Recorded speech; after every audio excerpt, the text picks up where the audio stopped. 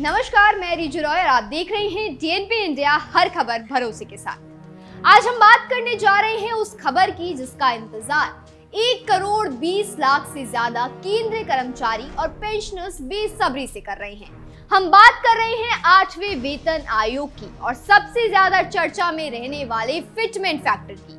चलिए पहले समझते हैं कि फिटमेंट फैक्टर आखिर क्या बला है और क्यों हर कोई इसके बारे में जानना चाहता है। तो बता दें कि फिटमेंट फैक्टर वही जादुई नंबर है जो तय करता है कि आपका नया मूल वेतन कितना होगा।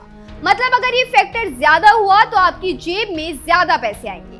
आसान भाषा में समझे तो फिटमेंट फैक्टर वो गुणांक है जिससे आपका बेसिक वेतन गुणा किया जाता है। अगर फिटमेंट फैक्टर 2 है और किसी की बेसिक सैलरी 10,000 है तो नया बेसिक बन जाता है 20,000।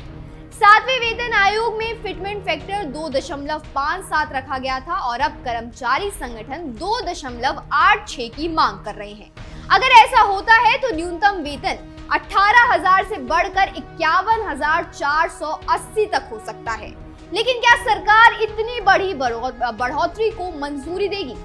अगर यहाँ एक्सपर्ट्स की राय जानने की कोशिश करें तो वेतन एक्सपर्ट्स का कहना है कि इतना ज्यादा फिटमेंट फैक्टर संभव नहीं है।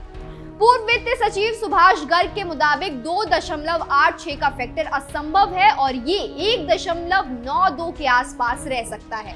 और अगर 1.92 का फिटमेंट फैक्टर लागू होता है तो न्यूनतम वेतन 34,560 तक जा सकता है। यानी कुछ बढ़ोतरी तो होगी लेकिन उतनी नहीं जितनी कर्मचारी चाहते हैं।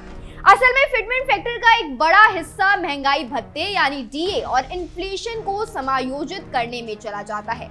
उदाहरण के लिए 7वें वेतन आयोग में 2.57 का फिटमेंट फैक्टर था, लेकिन उसमें से 2.25 हिस्सा डीए और पुराने वेतन के समायोजन में चला गया। असल बढ़ोतरी सिर्फ और सिर्फ 0.32% की हुई। यानी दिखने में भले ही ये 2.57 लगे लेकिन जेब में ज्यादा पैसा नहीं आया। तो अब हमें पुरानी तुलना से क्या सीख मिली?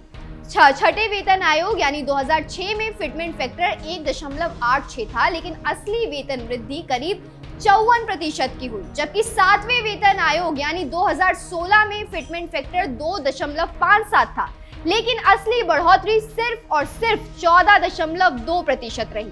यानी जरूरी नहीं कि फिटमेंट फैक्टर जितना ज्यादा हो वेतन भी उतना ही बढ़े। नेशनल काउंसिल यानी जेसीएम और अन्य कर्मचारी संगठन कह रहे हैं कि महंगाई इतनी बढ़ गई है कि 2.86 का फिटमेंट फैक्टर बहुत जरूरी है। उनकी मांग है कि न्यूनतम वेतन 34,000 से बढ़कर 51,480 किया जाए, लेकिन सरकार की सहमति इतनी आसानी से मिलती बिल्कुल नहीं दिखाई दे रही।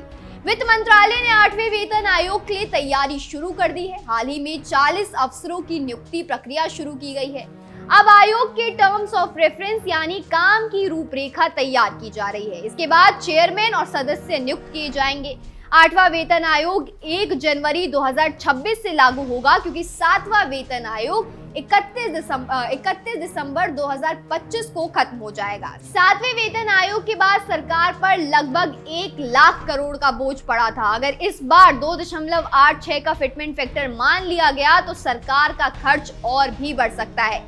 इसलिए एक्सपर्ट्स का मानना है कि वास्तविक वेतन वृद्धि 20% से 35% के बीच ही हो सकती है।